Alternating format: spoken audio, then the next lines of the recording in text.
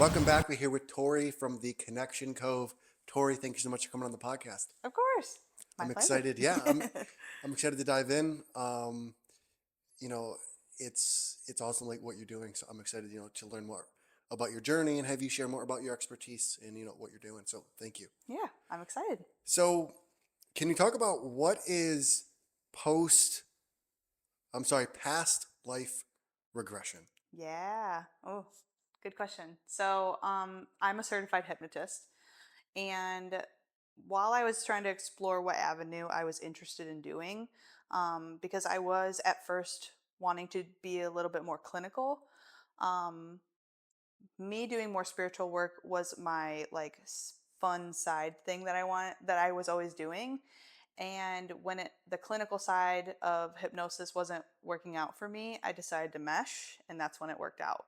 So past life regression, if you believe in reincarnation, is when we're exploring lives that have happened before this.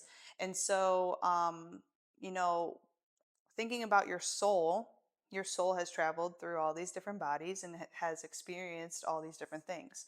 Well, when we're in a session, we go back through these lives because maybe you have taken traumas, maybe you've had experiences with other souls, and we go and dive into that because maybe you have experienced something from a different life that you brought into this and is still affecting you. And we want to release that so that you can move forward in your life in a healthier way. So there's lots of things that you can achieve just by doing a past life regression, but that's just the short of it.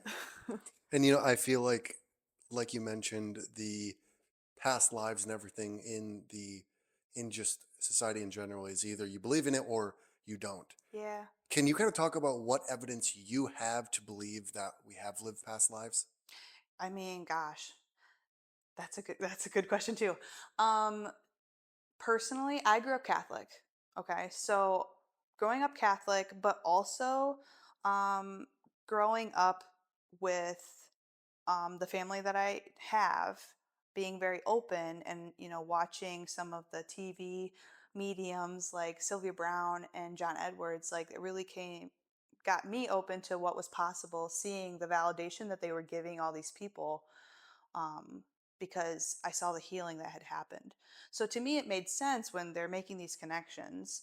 And then I'm getting into exploring more of my spirituality as an adult and having certain experiences and using my intuition and then being right.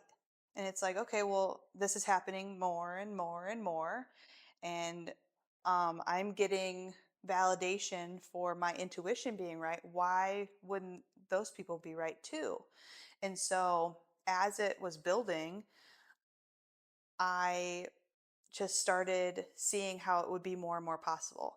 For me personally, in my own um, I guess, session of a past life regression.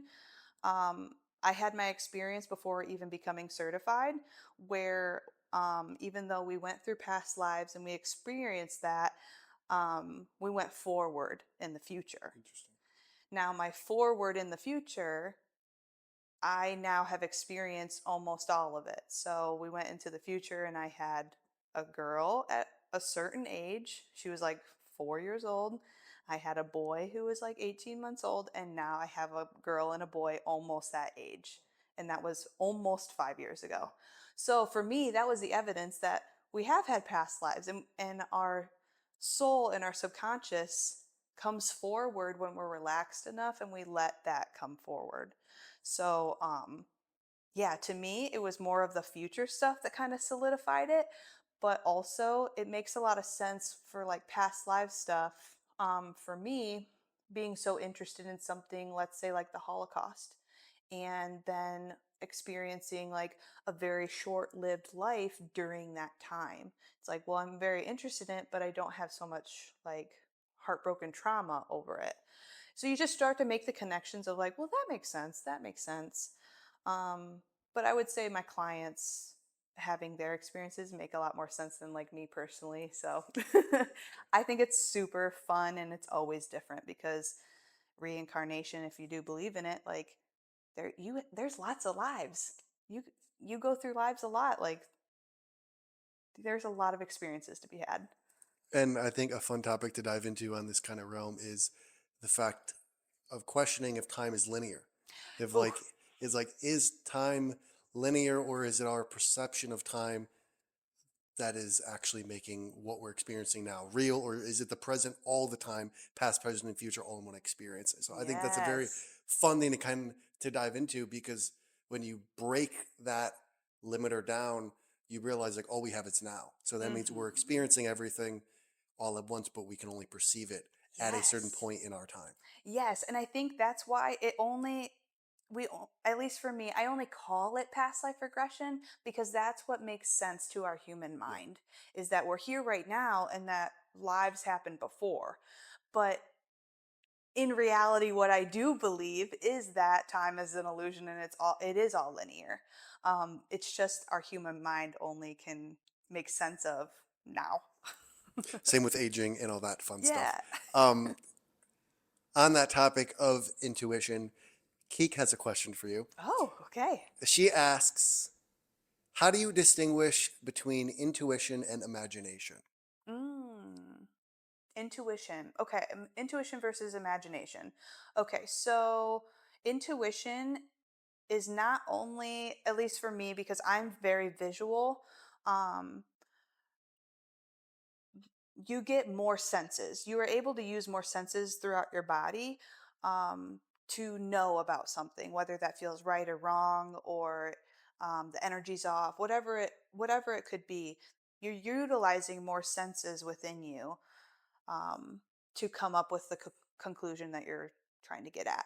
Whereas imagination is more of a manifestation or visualization. What are you wanting or thinking that might happen? But that doesn't mean it's to come true.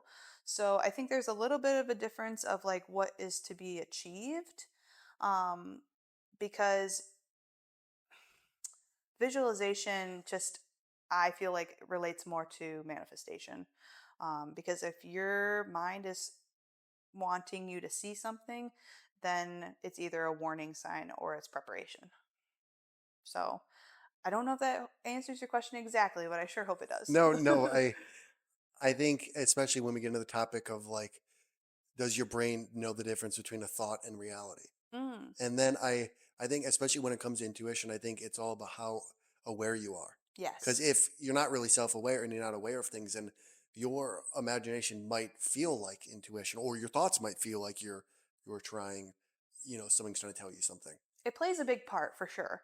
Um, I think your thoughts being a reality can actually be very true because your mind and how you feel really does kind of create your reality and how you perceive life. Like if you think that your life sucks, then your subconscious is going to see why does it suck so bad, and it's just going to keep finding those things. So they do kind of coincide.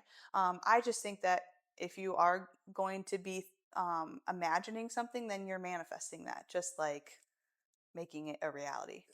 So When you bring a new vendor into your shop, how do you make sure they're not just another product on your shelf?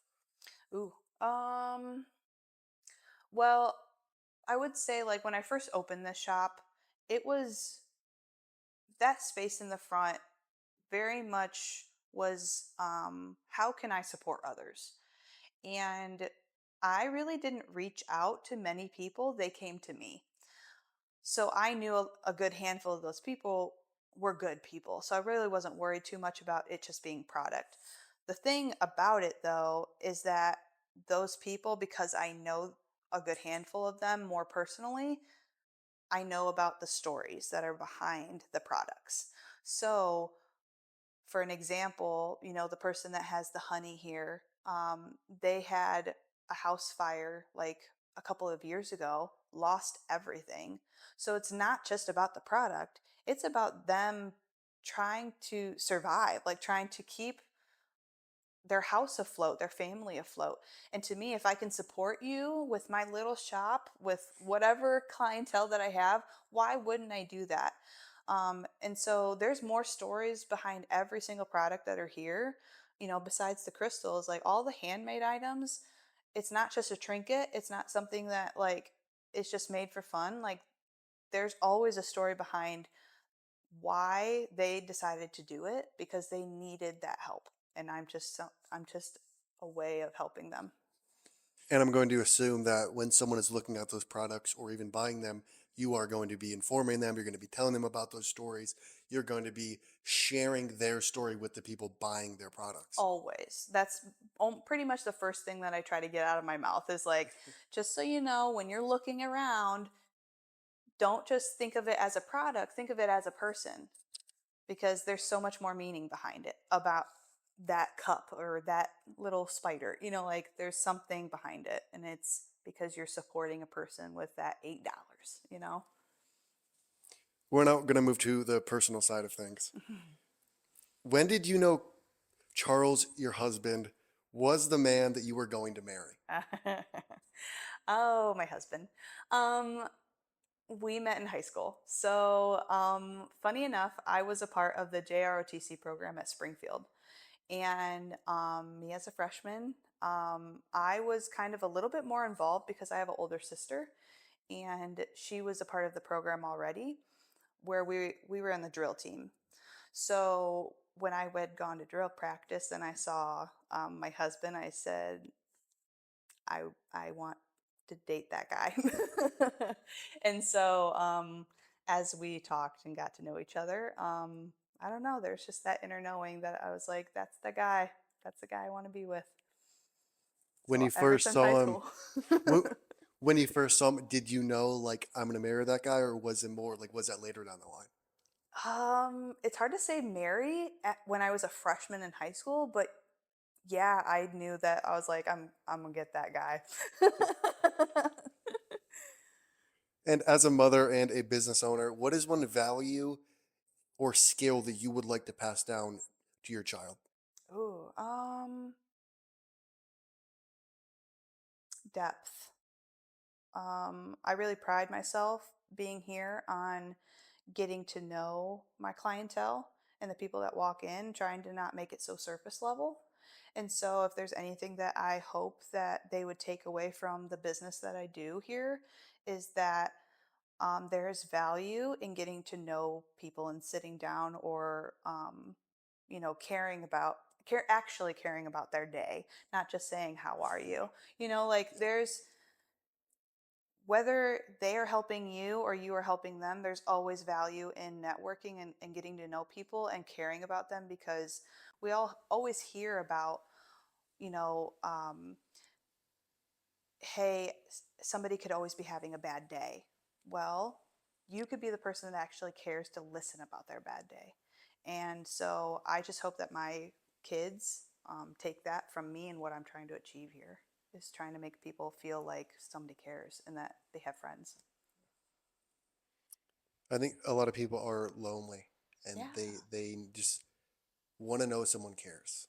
Yeah. They like they want to know that someone actually is out there listening to them, and they're not just like you said. Everyone comes in and they say, "How are you? I'm good. How are you? I'm good," and then they just move on, and it's like no one really cares. Right.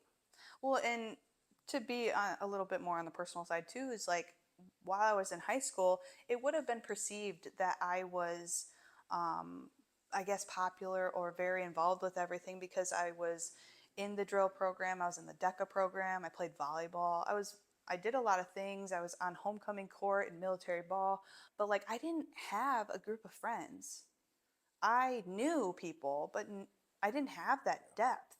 So for me, feeling alone, I wanted to make sure as I've gotten older as an adult that nobody feels that way, because it's harder now to make friends than it was in high school. So if I can create a space where more people feel welcomed and loved and like they actually have a friend, then I'm gonna do my best to create that here. And so, if somebody else isn't inviting you to their table, then you make a table for yourself and you have everybody come to you then. So, What is one way that your father has impacted your life that you have not told him? Oh gosh, you're gonna get me to cry now. My dad. My dad impacted my life because not only has he been the biggest, and I mean the biggest supporter in literally everything I do, but he, when he had gone through his sickness, it inspired me to push through the hardest things that you could ever endure. And so, not only inspiration, but the support, the literally unconditional support that he gives me, makes me want to make him so proud. Oh, you got me there. I didn't expect that. I love it. Yeah, Yeah, I love my dad. he seems extremely supportive and just wants to be there and watch you succeed. Oh my gosh. He would flip the world upside down if it meant that he was helping me. Yeah, he would do anything for me. Well, those are the best dads, right? I Like they're know. I have the best family. I tell everybody, like, if I don't know what I would do, and I'm glad that I got to experience such a loving family when there's people out there that don't have that, because I can I know what it's like and to be loved, so I can love people that haven't been loved like that. So I'm grateful for to have that. you get to share your experiences with other people of like, hey, since I have this awesome life and there's people that might not have the life that I do, let me go share with them. Let me show them that, hey, just because you had a bad upbringing or you had a bad experience or a bad trauma doesn't mean that, I can't help you Yeah. like, along your journey. Yeah, to me that means that you like I can fill in a space that you have had empty by being a loving, caring friend that actually is there when maybe you didn't have that from a family member that would have like made that impact on you. So again, that's just where I grew up having a supportive family. And so if I need to be that supportive family for somebody else that comes into my doors, then that's what I want to do. I have two more questions for you. If you could have dinner with two people, Ooh, okay. one person from the past and one person from the present, who would it be and why? Ooh, this takes a lot more thought than I have. Past. Mm, so speaking of the past, meaning I've never Dead. talked to them before. They're dead. Okay, but does that mean? Oh gosh. It could be anyone from the first human on Earth to Buddha to Mm. whoever. Oh my gosh. I don't. I feel like that takes a lot more thought, but I will just say because of we're talking about my shop and whatnot, probably Sylvia Brown because she had an impact on what I decided I wanted to do with my life and how, or at least how I wanted to make people feel. Um, so I guess we'll go with that, even though I feel like I could come up with a way better Yeah. answer. Present. Um, gosh, impacting the world. Oh, again, I'm not good at this off the top of my head, but I still like get drawn into how I want people to feel comforted and how they make people feel. So then I guess I would say Teresa Caputo, which is another medium that has a big, wide audience, um, and impacts a lot of people with her mediumship skills. Um, yeah, I think that's just where I get drawn because I'm thinking about my shop. But man, I'm like, I feel like I could come up with a better answer than that if I had more time. As soon as it ends, you're gonna be like, I should have I chosen know Trisha. exactly. It it always happens. Um, one more question for you. Yeah. Why did you decide to partner with us and offer the discounts? Yeah. Well, I will say I was hesitant at first, and I think we already chatted a little bit Yes. about that because, when you open up a business, you just feel very like, who's trying to ruin it? Who's trying to come in and take from me when I just built this baby? And after getting to chat with you for a bit and like feel like, okay, there's nothing bad going on here. You are actually trying to help.